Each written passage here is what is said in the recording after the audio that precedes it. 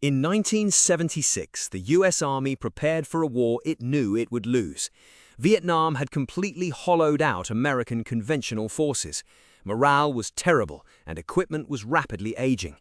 Now they faced a literal nightmare in Europe. Tens of thousands of Soviet tanks sat across the Iron Curtain. If the Cold War went hot, Soviet shock armies would overwhelm the Fulda Gap. General William Depew had to fix a broken military fast. He founded TRADOC and rewrote the Army's core combat playbook. The result was Field Manual 100-5. It introduced a highly controversial doctrine called active defense. The primary goal was simple: win the first battle of the next war. Active defense relied heavily on pure mathematics and concentrated firepower. Commanders were instructed to trade space for time. They would shift armored units laterally across West Germany. TOW missiles and M60 tanks would bleed Soviet columns dry.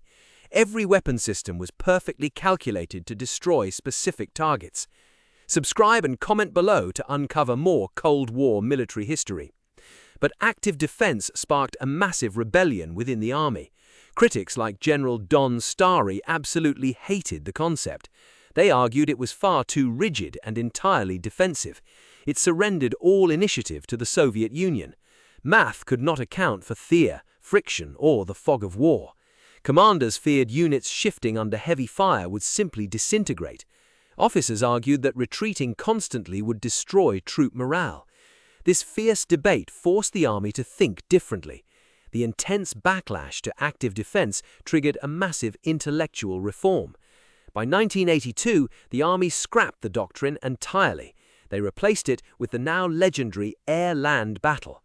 This new doctrine focused on deep strikes and aggressive maneuvers.